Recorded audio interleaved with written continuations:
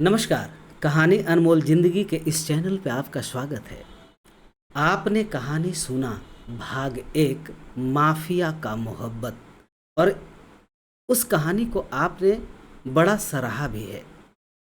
दोस्तों, आपने सुना कि सारंग सिंह एक हैंडसम, डैशिंग और बड़ा ही खतरनाक माफिया है। उसकी दुश्मनी एक मासूम सी दिखने वाली सानिया से होता है। सानिया को पता भी नहीं है कि मेरा कोई दुश्मन भी है। सारंग सिंह जान लेना जानता है और सानिया जान देना जानती है। लाखों लोगों को फ्री में इलाज करती है। पैसे से वो डॉक्टर है। बड़ा ही इस फील्ड में उसका नाम है। दया, करुणा कूट कूट कर इस सानिया के अंदर मौजूद है। सालों से सारंग सिंह ढूंढ रहा था सानिया को। आखिरकार उसे पता चल ही जाता है और अपने बदले की भावना को पूरा करने के लिए सानिया के पास जाने की तैयारी करता है सारंग सिंह। ये कहानी भाग एक अगर आपने नहीं सुना होगा तो आई बटन पे क्लिक करके आप कहानी के पहले भाग को सुन सकते हैं। और आज आपके लिए लाए हैं हम कहानी का भाग 2। हम लोग देखते हैं कहानी में आखिर आगे होता क्या है। चलते हैं मुंबई, और मुंबई में बांद्रा एक जगह है और बांद्रा के ईस्ट में एक छोटा सा कोठी है। उस कोठी के अंदर पहले माले पे एक कमरा है और उस कमरे के अंदर जो खिड़की बना हुआ है उसके पर्दे हटे हुए हैं, शीशा लगा हुआ है और उस शीशे से सूरज की रोशनी उस कमरे के अंदर प्रवेश किया हुआ है। बेड पे एक लड़की सोई हुई है और वो अचानक उठती है। जब वो उठती है तो उसके जो बाल हैं, जो भूरे भूरे हैं, उसके चेहरे पे आगे की तरफ लटके हुए हैं। थोड़े से बाल कांधे पे हैं, थोड़े से बाल पीछे की तरफ हैं। और वो उस रोशनी में इतनी अच्छी लग रही है क्योंकि पहले से ही उसका रंग दूधिया है और रोशनी पड़ने की वजह से और भी वो सुंदर और बहुत मासूम दिख रही है। बड़ी बड़ी आंखें हैं उसकी, भूरा भूरा आंख है, हाइट बहुत अच्छी है। अचानक अपने दोनों हाथों को अपने आंखों पे लेकर आती है, उसे थोड़ा सा साफ करती है और अपनी जो नज़रें हैं वो घुमाती है घड़ी की तरफ। जैसे ही उसकी नज़रें घड़ी पे पड़ती है तो देखती है कि सुबह के 7 बज गए हैं। इसके मुंह से निकलता है, ओ माय गॉड, आज हम लेट हो गए। वो फटाफट बिस्तर को छोड़ती है और सीधे उतरकर सीढ़ियों से आती है किचन में, जहां पे इसकी माँ पहले से काम कर रही थी। अपने मामा को बोलती है कि मामा चाय जल्दी बना दीजिए प्लीज, मैं आज लेट हो रही हूं, मुझे जाना है, हॉस्पिटल में मीटिंग है। मामा को इसने पूछने का भी वक्त नहीं दिया कि आखिर ये इतनी जल्दी सुबह उठ क्यों गई है। मामा कहती है कि ठीक है बेटा, आपके लिए चाय बनाते हैं। और वो चाय बनाकर जल्दी जल्दी में इस लड़की को देती है। चाय पीते हुए कहती है कि मामा आपको पता है ना, टकला मुझे परेशान करते रहता है। अब ये टकला कौन है? तो टकला इस लड़की के हॉस्पिटल का मेन बॉस है, शर्मा जी। और ये जो चुस्की ले रही हैं चाय का, ये कोई और नहीं, सानिया है।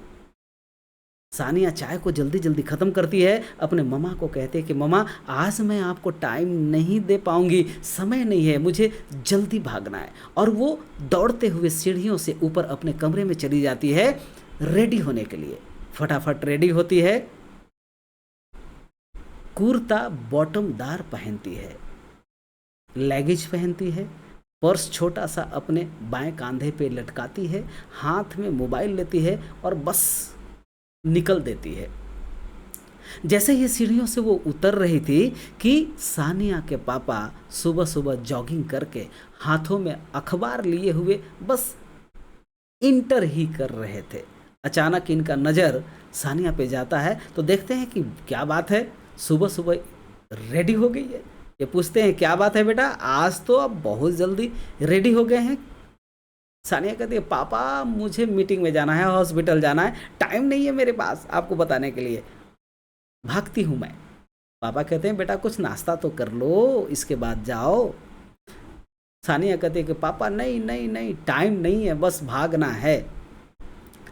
अब वो दौड़ती है, अपना स्कूटी स्टार्ट करती है और पहुंच जाती है हॉस्पिटल। हॉस्पिटल पहुंचती है तो इसके दो दोस्त मिलते हैं, रीमा और मधु, और ये इतनी प्यार करती हैं ये दोनों कि जैसे ही सानिया को देखे दौड़कर आते हैं और दोनों गले लग जाते हैं। सानिया पूछती है कि क्या बात है भाई, आज हॉस्पिटल में चहल पहल है, गेट पे मालाएं लग रहे हैं, फूल मालाएं लग रही हैं, सजावटें हो रही हैं, क्या बात है।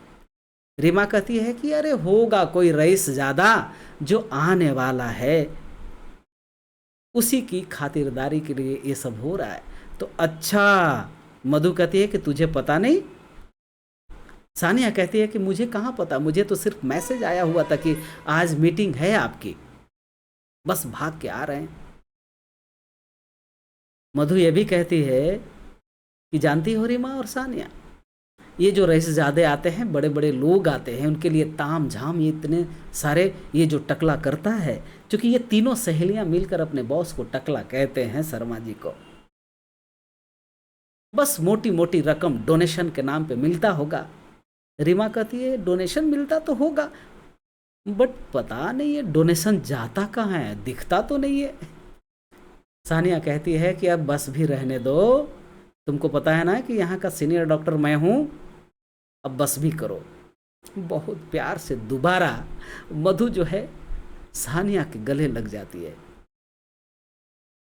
सानिया कहती है चलो भाई ठीक है, आने दो, किसी को भी आने दो, अपने को क्या, तैयारियां सब हो गई, तुम लोग अपने अपने काम पे भागो। सानिया रीमा और मधु को अपने अपने काम पे लगने के लिए कहकर वो खुद ब खुद वहाँ चली जाती है आपको हॉस्पिटल के हॉल में, जहाँ पे सारी तैयारियां मीटिंग की हो रही थी। दोस्तों, सानिया उधर मीटिंग हॉल में गई है, रीमा मधु अपने काम पे लगे हुए हैं। इधर जो हॉस्पिटल का जो दरवाजा है, गेट कीपर खोलता है, जो पहले से फूलों से सजा हुआ है, उस गेट से एक लंबी सी काली कार, उस कार के आगे 4 कार, उस कार के पीछे 4 कार, और सब के सब जो काले हैं, उस गेट से अंदर हॉस्पिटल के प्रांगण में दाखिल होते हैं। बाकी के जो 4 कार आगे थे, 4 कार पीछे थे, उन सारी कारों का दरवाजा एक साथ खुलता है, गनमैन निकलते हैं, बॉडीगार्ड निकलते हैं और आकर मेन कार जो लंबी सी काली कार है उसका दरवाजा खोलते हैं।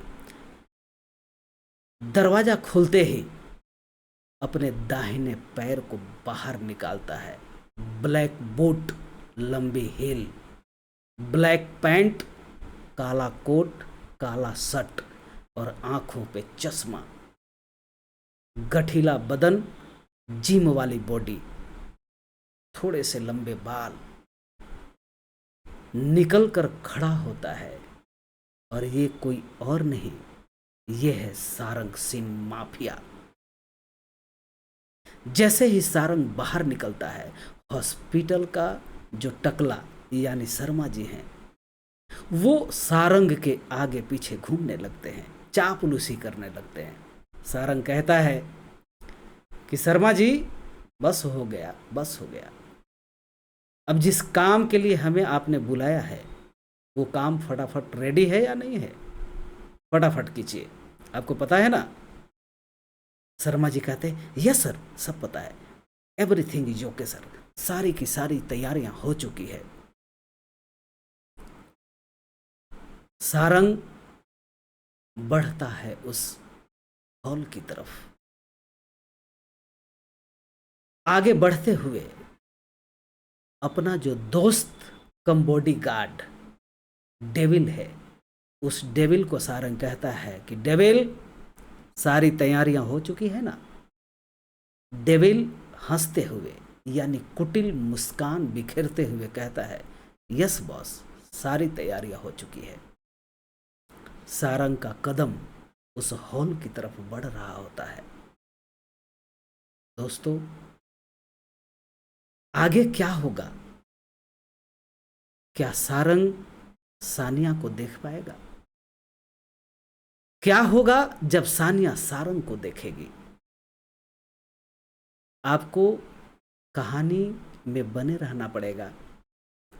इसका जवाब ढूंढने के लिए अगले एपिसोड का इंतजार करना पड़ेगा। आज के लिए बस इतना ही। जय हिंद, जय भारत।